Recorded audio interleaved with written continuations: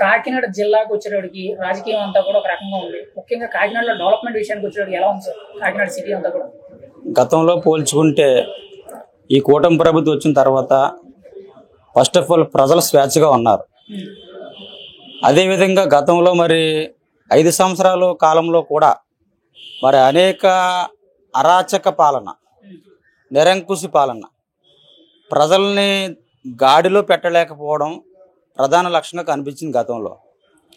ఎందుకంటే ఈరోజు ఈ కూటమి ప్రభుత్వం వచ్చిన తర్వాత శ్రీ నారా చంద్రబాబు నాయుడు గారు నాయకత్వంలో మరి డిప్యూటీ సీఎం శ్రీ కొనిదెల పవన్ కళ్యాణ్ గారు, అలాగే మరి ఐటీ శాఖ మంత్రులు మరి శ్రీ నారా లోకేష్ గారు, మరి ఇక్కడ మన లోకల్గా ఈ కాకినాడ సిటీ నగర ఎమ్మెల్యే వనమాడి కొండబాబు గారు, వీరి నాయకత్వంలో ఈవేళ సంవత్సరం కాలం పూర్తి చేసుకుంది మన ప్రభుత్వం వచ్చి. అందుకే ఒక బ్రాండ్ వచ్చింది, ఇది మన ప్రభుత్వం, ఇది మంచి ప్రభుత్వం. అంటే ముఖ్యంగా గతంతో పోల్చుకుంటే కాకినాడ సిటీలో కొంచెం అరాచకం ఎక్కువగా ఉండేది. ఒక రకంగా మాట్లాడాలంటే ప్రజలు నోరిప్పు మాట్లాడాలంటే కొంచెం ఇబ్బందికరంగా మారేదని మేము ఏమన్నాం. ప్రజెంట్ ఇప్పుడు ఎలా ఉంది కొండబాబు గారి పరిపాలన? గతంలో ఎవరైనా సోషల్ వర్క్ చేసేవాళ్ళు కానీ, ప్రజల పక్షాన గలం ఇప్పడం కానీ జరిగితే వాళ్ళని ఏ రకంగా ఇబ్బందులు పెట్టాలో అన్ని రకంగా ఇబ్బంది పెట్టారు. అది మనం చెప్పుకుంటే ఇవాళ మనం ఈ యొక్క గంట 2 గంటలు సరిపోదు. ఈ కాకినాడ సిటీలో ఎన్నడూ లేని విధంగా రౌడీ సీట్లు ఓపెన్ చేశారు. ఒక రౌడీ సీట్ ఓపెన్ చేయాలంటే హత్య, మానభంగాలు, భారీ ఎత్తున స్మగ్లింగ్లు చేస్తే రౌడీ సీట్ ఓపెన్ చేస్తారు. సాదా సీదా అంటే రెక్కాడితే డొక్కాడని వ్యక్తులు గంగమ్మ తల్లి నమ్ముకొని సముద్రం మీద తన ప్రాణాలను సైతం లెక్క చేయకుండా పోరాడిన మత్స్యకారుల మీద కూడా రౌడీ సీటర్లు ఓపెన్ చేసిన ఘనత గత వైసీపీకి దక్కుతుంది. ఇంకా ఏ ప్రభుత్వానికి కూడా దక్కదని కూడా ఈ మీడియా ముఖంగా చెప్తున్నాను. ముఖ్యంగా మనం చూసుకుంటే కాకినాడలో భూ కబ్జాలు కానీ, ముఖ్యంగా మాఫియా అనేది, రౌడీజం అనేది, గంజాయి, బ్లేడ్ బ్యాచ్ అనేది బాగా ఓవర్ అయ్యింది గత 5 ఏళ్ళు కూడా. ముఖ్యంగా ప్రజలు అనే వాళ్ళు రోడ్ల మీద తిరగలేకపోయారని విన్నాం. మరి ఇప్పుడు కూటమి ప్రభుత్వం వచ్చిన తర్వాత ఎలా పరిపాలిస్తుంది, వీళ్ళని ఎలా కంట్రోల్ చేయగలుగుతుంది? దానికి నిదర్శనంగా మనం చెప్పడం కాకుండా మీరు డైరెక్ట్గా పోలీస్ స్టేషన్ కూడా వెళ్ళి మీరు ఎంక్వైరీ చేయొచ్చు. గతంలో ఒక్కొక్క పోలీస్ స్టేషన్లో ఎక్కువ శాతం ఈ గంజాయి బ్యాచ్, ఈ డ్రగ్స్ బ్యాచ్. అంటే ఒక కాకినాడ నగరంలో ఏ పిఎస్సీలు అయినా సరే ఒక సబ్ ఇన్స్పెక్టర్ జాబ్ చేయాలంటే తన ప్రాణాలను కూడా అరచేతిలో పెట్టుకుని జాబ్ చేసుకునే పరిస్థితి గతంలో ఉండేది. ఇప్పుడు అలా కాదు. మీరు ఏ సబ్ స్టేషన్ కానీ వెళ్ళండి, ఎన్ని పోలీస్ స్టేషన్లు ఏ స్టేషన్ అయినా సరే అక్కడ డివిజన్ సీఏ గారు, ఎస్సీలు గారు కూడా గుండె మీద చేసుకుని దర్జాగా ఇవాళ వర్క్ చేస్తున్నారు. కారణం ఏంటంటే ఈ 1 year కాలంలో గంజాయిని పూర్తిగా మొత్తం కబందస్తాలతో ఎక్కడేసి పక్కన పడేసాం. ఏమీ లేదు ఎక్కడ కూడా. ఈవేళ పిల్లలందరూ కూడా పనులకి వెళ్తున్నారు. గంజాయి బ్యాచ్ని గత సంవత్సరం నుంచి కూడా ఏరి పారేసి అనేక రకమైన కేసులు కట్టే వాళ్ళ మీద, అనేక రకమైన జైలు పంపించే వాళ్ళందరినీ కూడా. పర్టికులర్గా మాది స్లమ్ ఏరియా, మా దుమ్ములపేట, పర్లాపేట, సంజయ్ నగర్ తదితర ప్రాంతంలో ఈ గంజాయి బ్యాచ్ ఎక్కువగా ఉంటే ఈవేళ మీరు చూసుకోండి ఒక్క కేసు కూడా నమోదు అవ్వట్లేదు. గంజాయి బ్యాచ్ ఒక్క కాకినాడే కాకుండా రాష్ట్ర వ్యాప్తంగా అన్ని చోట్ల కూడా నిర్మూలించడానికి నారా లోకేష్ గారు ఈగల్ అని చెప్పి ఒక సంస్థను పెట్టి దాని ద్వారా ఏరేస్తున్నారని చెప్పి ఆల్రెడీ మనం మీడియా అంతా చూసాం. నారా లోకేష్ గారి పనితనం ఈ విషయంలో ఎలా ఉందంటారు? అదే నేను చెప్తున్నాను. ఈరోజు హైదరాబాద్ ఇంత డెవలప్మెంట్ అయ్యిందంటే మనం చెప్పడం కాదు, ఐటీ వాళ్ళు చెప్తున్నారు.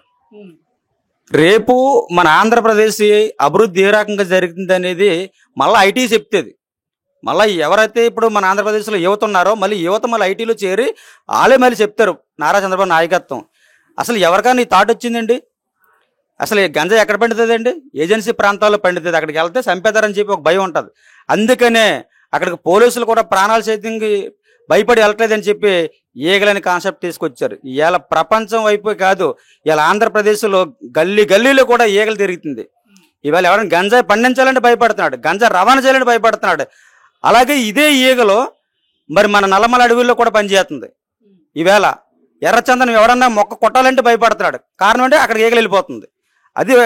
అది ఎవరిదంటే దానికి పూర్తిగా 100% మరి నారా చంద్రబాబు నాయకత్వంలో చేసిన ఐటీ శాఖ మంత్రులు నారా లోకేష్ గారికి దక్కుతుంది ఘనత. ఇవాళ కూటమి ప్రభుత్వం అంటే బాబు గారు ఏం చెప్పినా పవన్ కళ్యాణ్ అంటున్నాడు, పవన్ కళ్యాణ్ ఏం చెప్పినా బాబు గారు అంటున్నారు. కాబట్టి ఒక సక్రమంగా జరుగుతుంది. మరి అప్పుడు అలా కాదు, దోచుకో, దాచుకో, పంచుకో, ఇదే కాన్సెప్ట్. కాకినాడ నియోజకవర్గంలో ఒక డాన్ మాఫియా అనేది అంటే ద్వారంపూడి చంద్రశేఖర్ రెడ్డి గారి హయాం అనేది ముగిసిపోయింది అంటారు ఇంకా. అదే నేను గతంలో కూడా చాలాసార్లు చాలా వీడియోలు చెప్పాను గత 5 ఏళ్ళలో కూడా. ఎందుకంటే నేను చెప్తాను, ప్రజాసేవ చేయడానికి మనం రాజకీయాల్లోకి వచ్చామని చెప్పి మనం చెప్తాం. దాన్ని నిరంతరం కాపాడుకోవాలంటే చాలా గట్స్ ఉండాలి. ఆ గట్స్ ఒక కొండబాబు గారికి ఉంది. ఈవేళ చూడండి, తెలుగుదేశం పార్టీ ఒక కార్యక్రమం పెట్టింది. ఏమని? ప్రతి బుధవారం ప్రజా దర్బార్ పెట్టండి అన్నది. కానీ మీరు మన కొండబాబు గారి ఆఫీస్కి రండి, ప్రతిరోజు దర్బార్. ఇక్కడ ప్రతిరోజు దర్బారే, ప్రజా దర్బార్ ప్రతిరోజు. కొండబాబు గారి ఆఫీస్లోకి వెళ్ళి డైరెక్ట్గా ఎమ్మెల్యే గారితో మాట్లాడటమే. అంటే వాళ్ళ కుటుంబ సభ్యుడితో మాట్లాడేటంత ఫీల్ అవుతున్నారండి.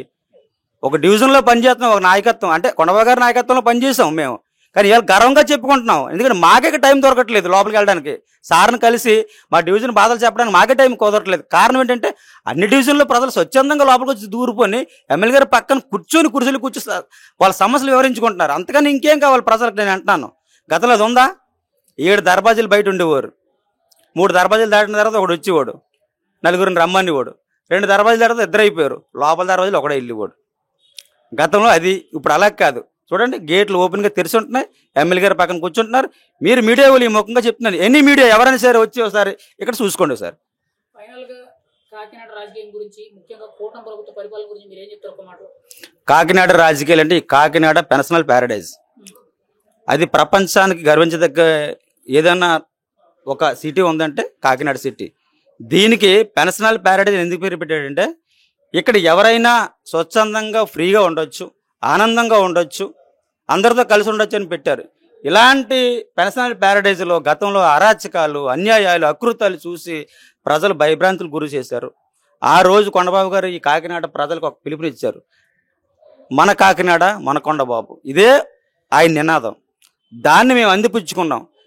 ఈ కాకినాడ నగరం అంతా విస్తరించాం, అన్ని చోట్ల చెప్పాం, మన కాకినాడ మన కొండబాబు. ఇదే కాన్సెప్ట్. మీరు మరువద్దని చెప్పాం, ప్రజలు ఆశీర్వదించారు. అఖండ మెజార్టీతో ఆయన ఎమ్మెల్యే అయ్యాడు.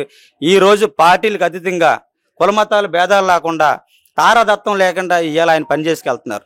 ఒక్క సంవత్సరంలో ఈ కాకినాడ నగరంలో కార్పొరేషన్లో నిధులు లేకపోయినా జీరోలో ఉన్నా ఇవాళ రోడ్లు వేయించడం జరుగుతుంది, అక్కడక్కడ గుంతలు పోడ్చడం జరుగుతుంది, ఏమన్నా అభివృద్ధి కార్యక్రమం చేయడం జరుగుతుంది.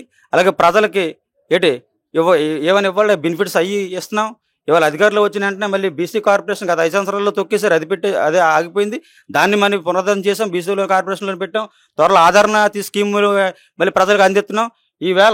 ఈరోజు ఇంకో 2-3 గంటల్లో మత్స్యకారులు ప్రతి ఒక్కరు కూడా ఏటకెళ్ళిన ఒక బోటు మీద వెళ్ళిన ప్రతి మత్స్యకారుడికి 20,000 ఇచ్చే ఘనత ఈ ప్రభుత్వానికి దక్కుతుంది.